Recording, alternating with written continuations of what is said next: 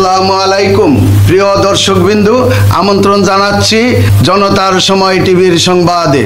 শুরুতে থাকছে দেশের সংবাদ শিরোনাম। রাজধানীর যে এলাকায় আত্মগোপনে ছিলেন মমতাজ। আওয়ামী লীগের সাবেক এমপি ও কণ্ঠশিল্পী মমতাজ বেগমকে গ্রেফতার করেছে ঢাকা মহানগর গোয়েন্দা পুলিশ ডিবি। সোমবার রাত 12:15টার দিকে তাকে গ্রেফতার করা হয়। মমতাজ বেগম রাজধানী ধানমন্ডিতে একটি বাসায় আত্মগোপনে ছিলেন। গোপন সংবাদের ভিত্তিতে সোমবার মধ্যরাতে তাকে গ্রেফতার করা হয়। তাকে ডিবি কার্যালয়ে নেওয়া হয়েছে। ডিবির যুগ্ম কমিশনার মোহাম্মদ নাসিরুল ইসলাম বলেন, আওয়ামী লীগের সাবেক এই এমপির বিরুদ্ধে রাজধানী ও মানিকগঞ্জে বৈষম্য বিরোধী আন্দোলনের হত্যা সহ একাধিক মামলা রয়েছে।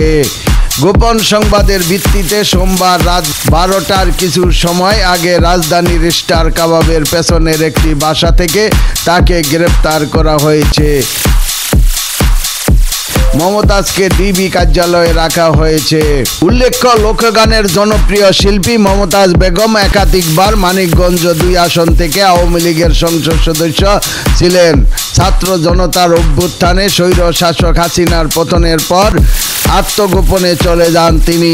গণ অভ্যুত্থানের 2 মাসের বেশি সময় পর একটি ভিডিও নিয়ে ফেসবুকে ফেরেন মমতাজ।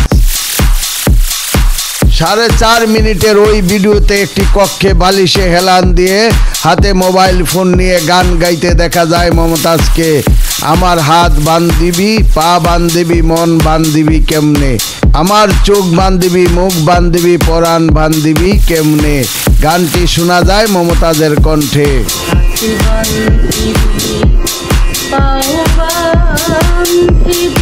বৈষম্য বিরোধী আন্দোলনের হত্যার চেষ্টা মামলা ছাড়াও মমতাজের বিরুদ্ধে একাধিক হত্যা মামলা রয়েছে। গত বছরের 23শে অক্টোবর মমতাজ বেগম, দেওয়ান জাহিদ আহমেদ সহ আওয়ামী লীগের অঙ্গ সংগঠনের 109 নেতাকর্মীর বিরুদ্ধে মানিকগঞ্জের সিংগাইর থানায় একটি হত্যা মামলা হয়। সিংগাইরে প্রায় 1 যুগ আগে হরতালের মিছিলে পুলিশের গুলিতে 4 জন নিহত হওয়ার ঘটনায় মামলাটি হয়। মামলায় অজ্ঞাতনামা আরও 500 থেকে 600 জনকে আসামি করা হয়েছে।